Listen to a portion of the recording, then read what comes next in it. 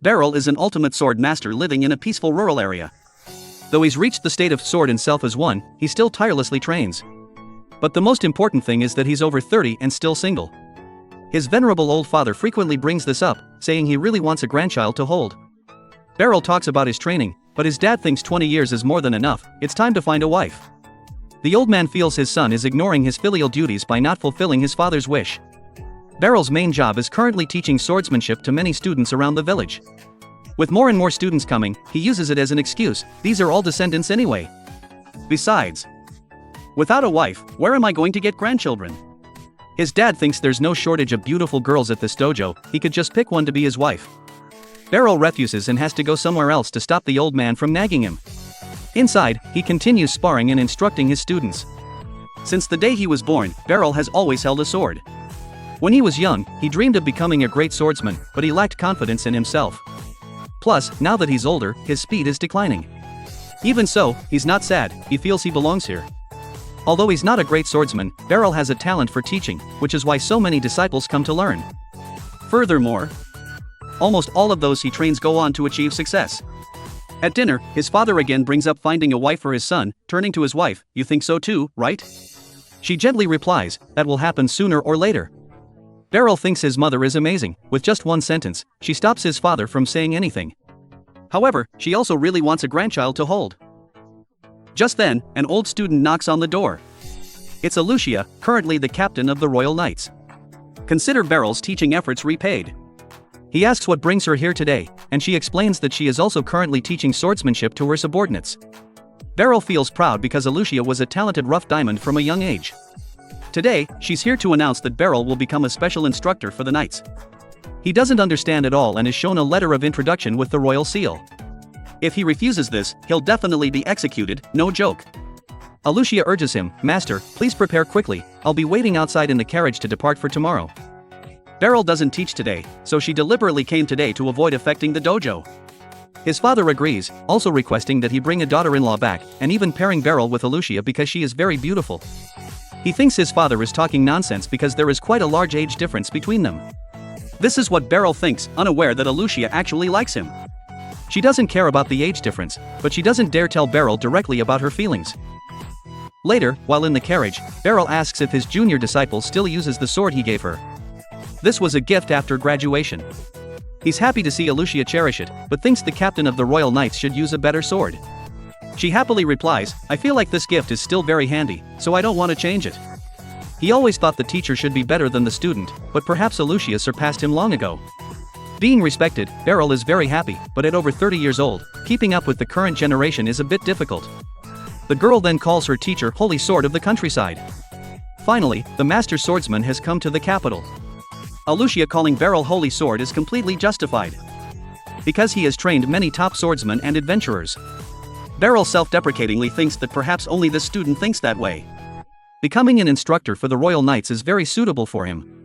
Most importantly, she wants to take this opportunity to improve her relationship with her teacher. And so they traveled until nearly evening, when they finally arrived at the capital. Since it's been a long time since he's been out like this, the teacher plans to buy souvenirs. The student also finds him a place to rest for the night, then they'll figure out what to do tomorrow. As expected, Beryl is not used to life in a crowded urban area. The next morning, they stood before the entire army for the introduction. Alucia states that her teacher is much stronger than she is. The result makes many people unhappy, thinking that this is just a country bumpkin with nothing special. After saying a few words, Beryl is praised for being too emotional in his speech. According to the contract, from now on, he will have to come here to teach a few days a week, which will not affect his work at the dojo. At this time, another student runs over to greet him. She's Karuni, a junior in the same class as Alucia. Although still young, this girl is currently working as a knight. Remembering back then, this girl always tried to practice to get here. The dream has been realized, and the credit is also thanks to Beryl's teaching. They will be here to support, so they hope he will order them around as he pleases. In the evening, Beryl returns home in a very happy mood. Even happier when there are guests at home. It's Jandrich, one of Beryl's elite disciples. This young man now has a family and children, unlike the teacher who still doesn't have a single relationship. That's why his father asks his son to return to the royal capital to pick up girls, and let Jandrich take care of the swordsmanship teaching at the dojo. The request is that he doesn't come back here until he gets a wife, shocking Beryl. He asks and finds out that the young man moved back to the countryside because his wife just gave birth, and as an adventurer, he wanted to find a peaceful place to live during this time. Beryl feels a little wasteful because he has reached platinum rank and now has to quit. Jandrich always remembers his teacher's kindness. Beryl thinks that he taught him 10 years ago. And achieving success now is due to his own efforts, he didn't help at all. Adventurers are rich, but it comes with danger, so staying here to teach swordsmanship is also good. The old man strongly believes in this disciple, wants to hand everything over to the young man, and push his son to the royal capital, so it's a win-win situation. Although Beryl didn't want to, he was cornered and had no choice but to accept the outcome. The next day, the teacher had to ask Alucia to help him find a boarding house. She felt lucky because that would make it easier to woo him. The inn they stayed at the night before was very good, but the price was high. Now that he needs to stay in the city for a while, his top priority is to choose a cheap place. The girl also invites her teacher to live in her house to save money, but Beryl refuses outright because that's not right. Hearing that, she's a little sad, then invites him to eat, considering this a real date. At this moment, someone suddenly criticizes the commander of the Royal Knights for being with a strange man. Hearing that, Beryl is a little worried because he's afraid of bringing shame to Alucia. The speaker is Lysandra, her archenemy. Because they don't want to argue, they leave. However, the big girl still follows to ask who this man called teacher is. Beryl has never seen a black adventurer badge before, so he's curious. Looking up, he's called teacher by Lysandra, because in fact, she was also taught by him. They haven't met for a very long time. She tries to rekindle the old memories, saying that she was adopted by Beryl and taught swordsmanship. Hearing that, Beryl also remembers that time, not expecting her to grow up so much. Lysandra always wanted to tell her teacher about her success, but didn't have the opportunity. Beryl smiles, once you've grown up, everyone is busy. It's good to see her become someone admirable like this. Asking about the reason they're together, Alucia says that the teacher is an instructor for the Royal Knights and that she's looking for a place to stay for Beryl. Hearing that, Lysandra thinks that no one is better at finding a suitable place than her. This also makes sense because she's been an adventurer for so many years.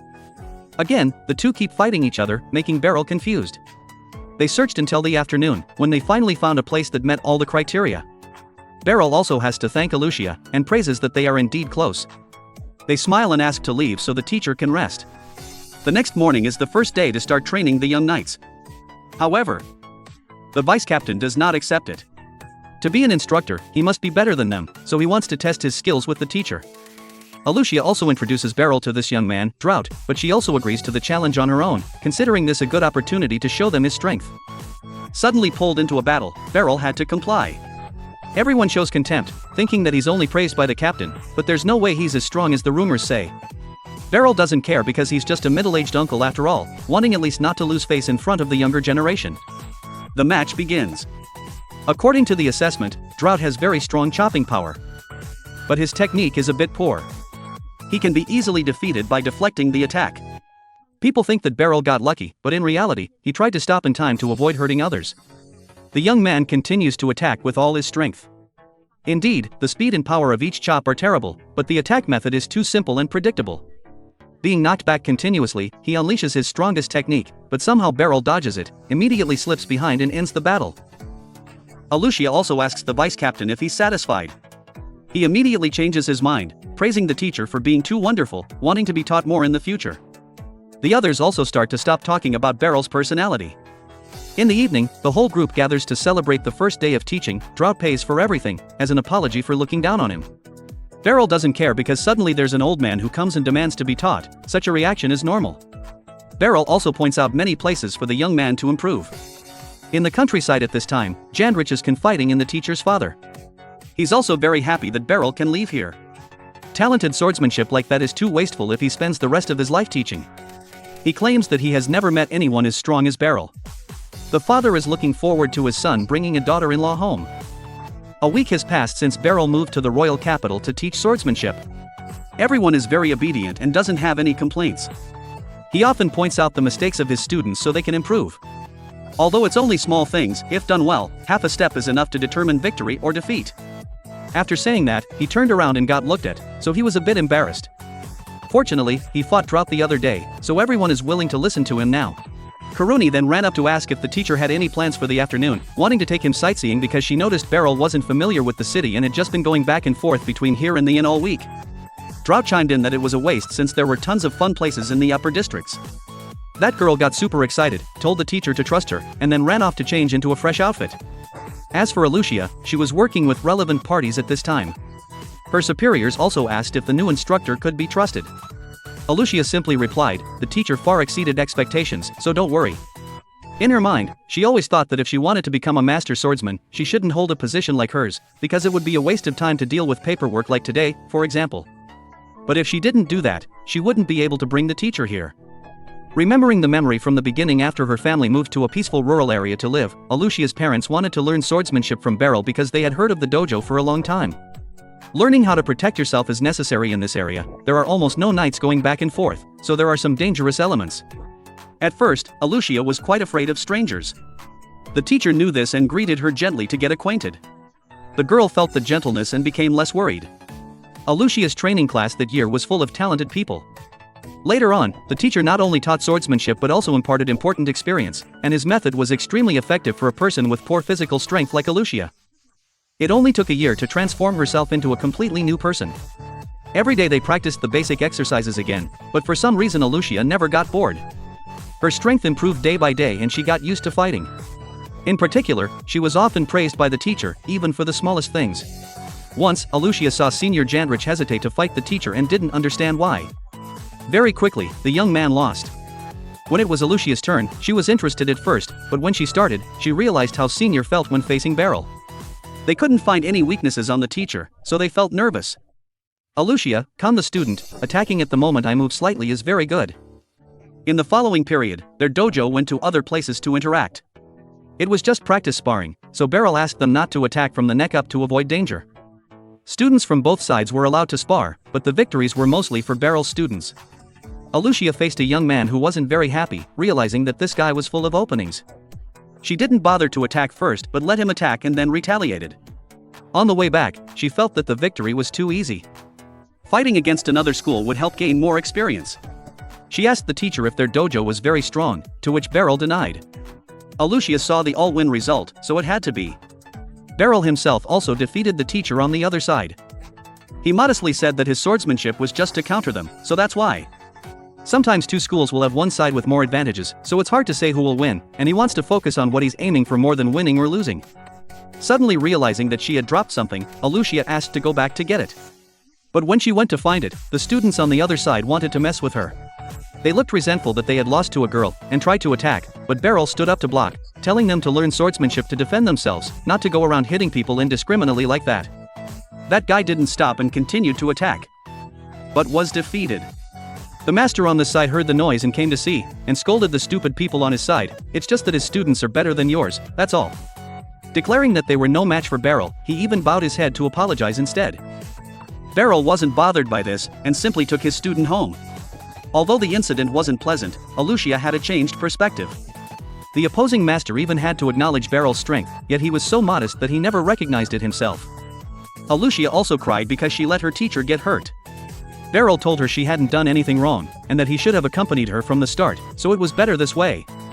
He apologized for leaving an unpleasant memory in Alucia's head. Seeing this, he invited her out for a meal as compensation. At that moment, she knew her tears weren't from fear, but from the overwhelming emotions in her heart. Over the following period, Alucia's combat abilities improved, even threatening the person who had taught her swordsmanship. After succeeding, Beryl gifted her a sword as a graduation present, saying that she was strong enough to protect herself and that he had nothing left to teach her, so this would be their last session. She knew she still wasn't a fraction of the swordsman he was, but she couldn't impose on him forever. After accepting the gift, Alucia wanted to prove how incredibly powerful her teacher's skills were, so she participated in the knight's entrance exam. There, she defeated all of the judges and veteran knights, none of whom could keep up with Alucia's speed, signifying that they were far inferior. She joined the knights with the highest score and dared to guarantee that Beryl's reaction abilities were the ultimate. From that point on, Alucia had another ambition, to bring the holy swordsmanship of their hometown out into the world, so that their talent wouldn't be wasted. To do that, she needed to become a commander and achieve many accomplishments. And after she had everything she needed, 10 years had quickly passed. Holding power and strength in her hands, Alucia finally dared to invite her teacher back to teach. Unexpectedly, Beryl hadn't changed at all. The only thing that had changed was that his skills were even sharper than before. Some might think she was abusing her power, but Alucia wanted her teacher to have a position that was worthy of him in others' eyes. She had prepared everything for that. Back at the training hall, Alucia didn't see Beryl, so she asked Drought. Drought replied, Karuni took the teacher to tour the city.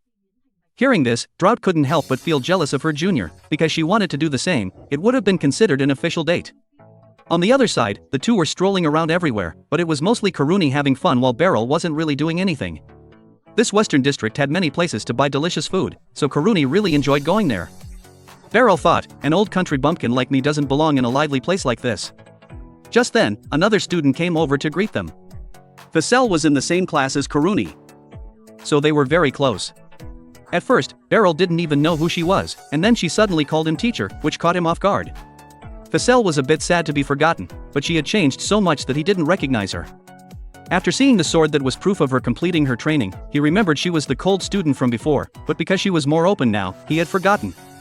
5 years had passed, and Ficelle said she had grown up, and was now a rising star in the magic squad. Beryl was confused. Why did you join them when you're a swordsman? She also needed to buy some magic accessories. She took out a ring and activated fire magic for her old teacher to see.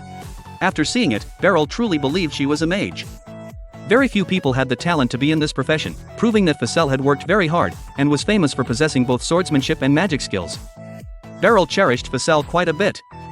So he was a bit sad when she left the training hall, but now he was very proud that he had trained such a talented individual. Just then, a thief snatched something, so Ficelle wanted to show her former teacher what she could do. She activated a spell on her sword, and just like that, she tied up the thief's legs. Karuni then rushed in and successfully apprehended him. Both of them were used to dealing with criminals. Ficelle explained that she had put magic on her sword. He had never thought that someone would apply swordsmanship to magic, so he had to thank Ficelle for bringing him glory. Early the next morning, he woke up early and went for a walk, wanting to do something to avoid being seen as a country bumpkin. At that moment, someone kept following him and calling out to him, but Beryl didn't bother to respond, so the person got annoyed. Turning around, he saw it was a young girl, so Beryl asked if she was lost. In reality, this woman came looking for him with a purpose, because she knew Beryl was Ficelle's swordsmanship teacher. Lucy introduced herself, saying she was Lucy, the commander of the magic squad. The guy thought kids these days like such things, and got scolded, being told that she wasn't joking around, and she might even be older than Beryl himself. He didn't believe it, so she showed him. Lucy then tricked him, saying it would be fun to take a walk with a companion, so she led him elsewhere. After hearing Ficelle talk about her master, she was very interested and said that girl was very eager to meet Beryl again. The sword magic was impeccable, praising the swordsmanship teacher. Beryl modestly said that everything was due to Ficelle's efforts, and he only taught the basics. He even asked if this young girl wanted to learn too.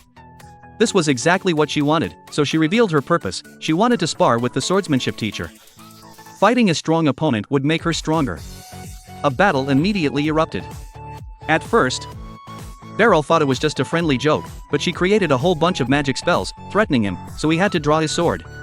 Though still not warmed up, they have to fight for self-defense. Lucy believes the most important thing is to see self-improvement, and the best way to do that is to fight a strong opponent. Lucy asks if Beryl is qualified to try, and he humbly says he's not strong enough for that. Lucy wants to try to find out and immediately creates a giant fireball. Beryl is forced to dodge and try to get closer, or he'll be roasted. Lucy continuously unleashes a barrage of moves, fire, then ice. Beryl thinks this is just the beginning, not his full power. At least the ice magic can be slashed, so he doesn't have a problem. Lucy admits he's really strong. Not wanting to injure him badly, Beryl decides to make a surprise attack with his chain sword. With his speed, Beryl successfully gets close, but before he can do anything, the opponent's whole body bursts into flames to push him away. Lucy smiles and advises Beryl not to get close like that. It's really terrifying that a magic user can outperform a master swordsman. And it doesn't stop there, Lucy wants to unleash even stronger magic. Beryl tries to dodge the pouring rain of fire. And it's revealed that he's never faced a mage before. This feeling is really bad, when it's very difficult to approach. If it weren't for his great reflexes, the fight would be over. Lucy starts seriously creating a giant ice block, trying to crush him. However, he slashes it towards Lucy to create space. Lucy uses fire to evaporate the ice block to approach again. However, she hasn't used her full magic yet, so the opponent continues to be pushed back. He didn't expect that tiny body to have so many skills. After being threatened twice, Lucy is about to unleash her strongest move. Beryl is wondering if he can do it. Suddenly, his whole body feels weighed down. The pressure Lucy is exerting is enormous, shaking the entire area like there's an earthquake. Beryl thinks he'd definitely die if he got hit by this. Luckily, Lucy proactively stops, not wanting to fight anymore. Lucy also admits she's just like a child, playing this trick. If the last magic doesn't shake Beryl, she would give up. Lucy thought she had timed it right to win, but Beryl was so strong. Beryl thanks Lucy for stopping and asks what would happen if he was hit by that magic. Lucy bluntly says he would definitely explode, scaring him. Lucy doesn't show anything, saying if she restrained herself, it wouldn't be completely destroyed, and his relatives could still pick him up. After this fight, Lucy understood why Ficelle admired him so much, and she has never beaten her father at home. Lucy thought to herself that the old man must be strong. She also wants to know if Lucy's attack made him feel a chill down his spine. Beryl smiles and says that phase was really difficult, making Lucy smile. Lucy promises to meet him at the Magic Academy next time, and promises to make up for what happened today. Beryl doesn't have talent in this field, but also wants to try to find out. Lucy also made a request, saying if he learned any new magic, she would come to try it like today. That's really something. Cut to Ficelle, she went to the Knight's order to deliver recovery medicine, and also wanted to talk to the teacher for a bit. The Knights always order magic medicine from her, which seems interesting, because every time he gets injured he uses herbal medicine. The student also has to give Beryl a bottle to apologize for the fight this morning, and she heard it from Lady Lucy. Only now does she believe Lucy is the real commander. Ficelle says Lucy looks so young because of magic, but no one here knows Lucy's age. Beryl also accepted the gift and didn't blame the student at all. At this time Alucia arrives, wanting to talk to Beryl about a few things. Seeing this, the other girl asks to leave first and meet the teacher later. Entering the room, he heard that Lysandra wanted to ask for help. Lysandra represents the Adventurers Guild, and has also been allowed by the Knights to invite Beryl to support them. This is a request from the guild master, but he doesn't know why they even knew about Beryl to invite him. Beryl asks what he needs to teach, and the student says to prepare for the first dungeon conquest, and the ability to respond if an emergency occurs, so they need his swordsmanship skills. Speaking of dungeons, he also tried it in the past, because the items from monsters are very valuable. If you're lucky you might even find a treasure chest. However, it's very dangerous, scaring Beryl to this day. Like if he gets beaten up the first time, he'll really be scared. Lysandra thinks it won't be a problem if it's him. For Alucia, she doesn't care about the offer, but wants others to recognize the teacher's strength. Lysandra agrees and, as always, the two start fighting again, with neither giving in. Seeing this scene, Beryl doesn't know what to say, feeling like they never get along. For now, Lysandra wants the teacher to talk to the guild master first. The rules of the Knights don't affect the instructor, so Beryl is free to do what he wants. Unexpectedly, the headquarters of the Adventurers Guild is right next to the Knights, so the student takes him in. Lucy is also here, and immediately invites him to sit down. He wonders why Lucy is acting like she's at home. More importantly, what is the purpose of coming here? Lucy says she actually heard the opponent was coming, so she stopped by. Lysandra says Lucy is a friend of the guildmaster. He stands up and introduces himself as Nidus, generally believing in Beryl because he's the one that top adventurer Lysandra introduced. Hearing this, Lucy also recommends him, making him even more relieved even though Beryl has agreed to help. Nidus introduces the assistant, Megan. From now on, the two will work together. Megan starts by wanting to know what Beryl has achieved as an adventurer. This seems offensive, making Lysandra annoyed. Megan doesn't give in. Even if the magic commander recommends him, amateurs shouldn't enter the dungeon because it's very dangerous. Beryl is happy because he might avoid the work. Black instead, the student sitting next to him doesn't allow anyone to disrespect her master. He says there have been many reports of mutated monster species recently. Of course the guild will be responsible if anything happens, but it's best to give up as soon as you start if you don't have the experience. To have a basis, Megan requests that the two teachers fight each other with full power, so they can see firsthand whether Beryl's swordsmanship skills are good enough to participate in this trip. Suddenly being forced to fight Lucy, Beryl doesn't like it much, but she likes it a lot, agreeing for both to always be evil. In this way, they went to the training area in front of many adventurers. It's rare for someone to dare to fight Lucy because she's very high ranked. The feeling is really stressful. As for Lysandra, she's been looking forward to this day for a long time. Recalling her past, she was very pitiful. Born into a family of merchants, she and her parents had to go everywhere to make a living, and that day they were attacked by monsters on the road. Parents, to protect their children's lives, pushed the child out, but accidentally fell into the water, but at least it helped Lysandra escape. Beryl was the one who found the girl and brought her back for treatment. In the beginning, she would often have pain when she remembered her parents. And Beryl also asked to take care of her until she found a new family and she started to fall in love with swordsmanship. When the teacher praised her, she became a little happier. Day by day Lysandra regained her vitality, and was considered very suitable for the adventure job. A few times later, a couple stood up to adopt her. Although it was quite sad, it was very good for her to develop later. Just staying in this countryside was not okay. A few years later Lysandra became a gold-ranked adventurer. Once she met a group of robbers. Without saying anything she ran into a bloodbath with them. There are two reasons why she became an adventurer now. One is to prevent others from encountering a tragedy like she was when she was a child, and the other is to promote the teacher's peak swordsmanship. They still bow to each other sincerely as they did in the past, which makes Beryl very happy because she is still his student, and he will do his best to repay her expectations. Currently Lysandra is using double swords. Her skills are beyond ordinary people, but Beryl can still block everything. Their speed is terrifying, making Lucy happy. He knows Lysandra is always serious in training, so she is so strong. However, she has a weakness. The result has been exploited by Beryl in just 2 moves. He has overthrown the student and ended the battle with the victory leaning towards him. After this phase, Lysandra praises that the teacher is still as strong as ever. Beryl humbly says that if it takes 10 more seconds he will lose, and points out the weakness on the left hand for her. Megan after this has bowed his head to apologize for suspecting. The guildmaster also relies on him to assist the new adventurers to complete the mission.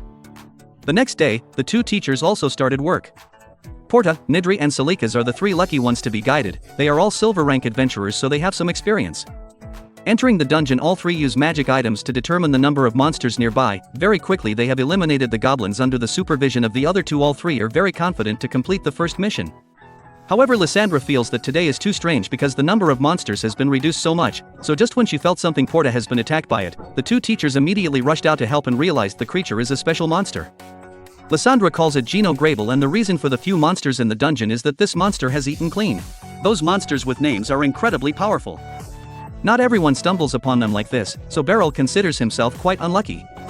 Knowing Lysandra carries healing potions, he imagined letting her fight while he rescued Porta, and even held out his hand for the potion. But the girl didn't get the hint and gave him a congratulatory high five instead. Beryl then rushed to save the young man, much to his dismay. Because it was supposed to be the other way around, the monsters started attacking, forcing Beryl to fight back constantly, unleashing powerful claw strikes. Beryl had to defend and find an opening, but the creature's front limbs were too tough, and his attacks had little effect. Conversely, getting hit by one of its attacks would certainly be fatal. After seeing Lysandra get the person inside the cave, Beryl felt relieved. To be safe, he needed to stall for a bit longer, waiting for her to come out so they could work together to defeat it. With overwhelming power, Gino Grable constantly pushed back his opponent. Wounds began to appear on Beryl's body. He thought its head was its weakness, so he aimed for it, but the monster could breathe fire. Attacking head-on without reacting in time would definitely result in being roasted alive. Beryl thrusted his sword from a distance and quickly retreated to a defensive stance. Seeing this, the bird-headed beast whipped its tail, only to have it chopped off. It cried out, finding a worthy opponent. Beryl continued to be pushed back by Gino Grable's flames. He couldn't block this attack, so he had to keep his distance. Seeing this, the monster used its superior strength to charge and push the rural swordsman away. Beryl successfully stalled and even managed to climb onto its back to attack. The monster angrily flew into the sky, trying to shake Beryl off, but he held on tightly. Beryl was overwhelmed by the wind pressure, so he eventually had to land back where he started to deal with it. Gino Grable was furious, roaring, and transforming the entire surrounding area into lava. Beryl didn't expect it to have such a move, which was quite annoying. He intended to keep his distance, but the lava spread inside, endangering everyone. Hearing their cries, he knew he had to end the battle immediately and charged in. Even though the ground was melting from the heat, his legs didn't stop. The monster, in too much pain from the cuts, tried to spew fire to drive Beryl away, but he dodged it all, charging forward and stabbing the sword into its eye, causing Gino Grable immense pain. Its struggles resulted in the destruction of Beryl's weapon. Fortunately, Lysandra joined the fight, giving her teacher a helping hand. She used dual swords to stab from above. The monster was already weakened, so it didn't take long for her to defeat it. She thanked her teacher for stalling, because thanks to him, they were able to defeat the monster. She felt a bit sorry that she was late, which is why Beryl's sword was broken. As for Porta and the other 2, they were safe, so there was nothing to worry about. All 3 came out, making Beryl very happy. Lysandra then brought up the earlier incident, which felt quite nostalgic. After resolving the situation, they brought the monster's leg back to the guild to receive their reward. The other 2 were shocked that it was a named monster. The woman said that all the credit belonged to their teacher, or else their group would have been wiped out. Beryl was modest, because it was his student who delivered the final blow. The guild master was very grateful, not knowing how to repay them. Seeing the other 2 praise her teacher, Lysandra was also pleased, and was even invited to become an adventurer, but declined because she only liked teaching swordsmanship. Outside, the girl thought the guild master was mistaken, because her teacher shouldn't be stuck being an adventurer. Being praised so highly, he felt embarrassed. Lysandra also apologized for the incident, knowing that she was overpraising Beryl, but it was all true because he was very strong. She was also happy to be fighting alongside her swordsmanship teacher again. Beryl had to compliment her for always making the right choices, which allowed everyone to return safely. Being praised for her growth, Lysandra shyly blushed, not daring to accept those words. She remembered the image of practicing with Beryl in the past, which was so much fun. The next day, Beryl was taken to a blacksmith by Karuni to get a new sword. A teacher without a weapon felt awkward. She also needed to stop by, so she was happy to be going with her teacher today, along with Alucia. Although she was a bit busy, she still tried to go along, using the excuse that choosing a sword for her teacher was important, and as a commander, she definitely had to join. In addition, she was jealous of Lysandra and Karuni because they had private time with Beryl, so this time she had to monopolize him. When asked about the weapon shop, Karuni smiled and said that Beryl would definitely be surprised when they arrived. It was a not-so-large smithy, but the craftsmanship was top-notch. The owner was also one of Beryl's disciples. He had to greet his teacher when he saw the person who taught him swordsmanship years ago. Both sides expressed their joy at not seeing each other for a long time. He was a special case at the dojo in his hometown. Vander was the oldest of the disciples, and with a passion for blacksmithing, he wanted to know how swordsmen fought so that he could forge good weapons. Although it was a bit humorous, Beryl was happy to see his disciple achieve such success. When asked what they were there for today, he learned that Karuni wanted to maintain her weapon. This lovely girl specializes in short swords, but after looking at it, it was quite badly damaged, and even if it was repaired, it wouldn't be as good as before. The advice was to buy a new one. But Beryl asked Karuni, "How do you feel about switching to a long sword?" Overall, it was quite comfortable, so the teacher concluded that the short sword was not suitable for her, and she had to feel the weight to fight well. In Beryl's experience, a two-handed weapon was a suitable choice. After holding it, she felt quite normal, not too heavy and not too light. Being praised by her teacher, she immediately agreed to buy the new sword. And it felt great to hold this weapon, making her very happy. When asked about how to maintain it, the owner said that each type of sword had its own way of maintaining it. When it was Beryl's turn to choose a weapon, Alucia spoke up, thinking that with her teacher's level, he should have one made specifically, so that he could exert his full power. He was going to refuse, since he didn't fight much and didn't need to do that. Plus, all the swords here were good ones. As soon as he finished speaking, Lysandra brought in the leg of the monster from yesterday. Meeting a rival here, the two showed their displeasure again. Beryl stood in the middle to mediate and see what she was here for. The girl was hoping to forge a new sword for Beryl using high-quality materials from Gino Grable. The owner was shocked, because if this was used to forge a weapon, it would definitely be a super rare sword. Alucia didn't give in, thinking that the task of providing weapons for the instructor should belong to her knight order, and she could handle this herself, requesting the other girl to back off. Beryl was speechless, not knowing how to advise the two. Lysandra said that this was what she could do to apologize to her teacher. Although Beryl wasn't worried about the broken sword, she was still pondering it, and the owner also advised her teacher to accept this gift because Lysandra had already said that. Beryl had no choice and agreed. Vander held the precious material in his hand, thinking that a sword forged by a named monster was unbelievable. The owner already had a plan in his head, and told his teacher to rest assured that he would make the best weapon. He asked Beryl to wait another week. With that done, they were about to head back, but Karuni wanted to monopolize her teacher a little longer. The two then went to the training room to teach this girl how to use the new weapon effectively. Beryl had already tried this type of weapon, so he talked about the two characteristics of this sword. The first was to swing the sword horizontally, which would take advantage of the centrifugal force. The second was to use the ricasso, which was the unsharpened part of the sword's blade. Holding it this way would change the center of gravity, and although it would be more difficult to swing the sword, it would gradually become familiar. Beryl showed the girl how to swing the sword with her hips instead of just using her arms. Being taught like this, Karuni also felt nostalgic. That was the first thing he taught his student at the dojo. In the evening, Beryl had a hearty meal without worrying about anything, all thanks to those cute students. On the way home, he unfortunately encountered professional pickpockets. After passing by, the girl was about to reach in and take the money, but was stopped. Beryl possessed incredible reflexes, so even though she acted quickly, she was still caught in the act. To escape, the girl used fire magic to attack, forcing Beryl to keep his distance. After returning to the base, which was the hideout of outlaws, she had to hand over all the money she had earned today. Seeing that it was too little, they asked if she was hiding any. The leader thought Freya wouldn't dare to do that because she was being forced to earn money, but suddenly at this time, she realized that she had dropped an important item on this side.